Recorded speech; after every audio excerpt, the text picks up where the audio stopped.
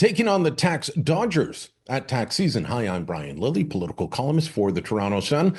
I don't know about you, but I've been looking at my tax forms the last little while, trying to make sure that I've dotted every I, crossed every T, that everything is just so. That's not the way everyone operates, though. You've heard by now about Mark Carney registering his two funds worth a combined 25 billion US from Brookfield Asset Management in Bermuda. $25 billion worth of investments registered to, well, a little office above a bike shop. This doesn't look like the headquarters of a multi-billion-dollar fund. No, this looks like a tax dodge. And Carney has been under question about this ever since CBC broke the story. CTV followed up. Several media outlets have asked about it. Well, now, as you and I are doing our taxes, Conservative leader Pierre Poilievre is trying to, well, kind of lean on this and make it into an issue, saying that while most of us are paying our fair share, some are not, like Mark Carney, and he is promising to close tax loopholes. Mark Carney did all of this while his company dodged Canadian taxes. Can you imagine? He was advising Justin Trudeau to hike the carbon tax and increase inflationary spending, while his company stashed its cash in Bermuda to avoid paying their fair share. Mark Carney, like all Liberals, is a high-tax hypocrite, making you pay more while he dodges his bill. Now, Carney has always just said, look, I know how the world works. This is fine. This is by the book. I'm allowed to do this.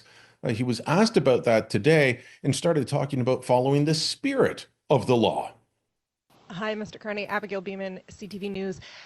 On tax havens in relation to Brookfield, you've said that you know how the world works. Should Canadians infer from that that you wouldn't condemn the use of tax havens? I have a long career in the private sector. I've a longer career in the public sector. What's important is that we have a effective tax system, and that every company follows the rules of those tax to not just the letter but the spirit of those regulations. And we need to continue to refine our tax system to ensure that companies are paying their fair share of tax.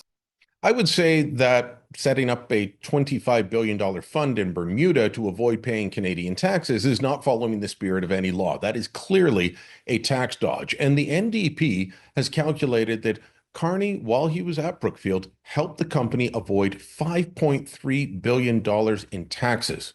$5.3 billion in taxes. The Liberal Party is famous for this. They say that you need to pay your fair share, that small businesses are tax cheats, that the wealthy just need to pay more. But they always end up finding tax dodges and loopholes, like showing up in the Paradise Papers, having their wealth offshore in the Caribbean somewhere.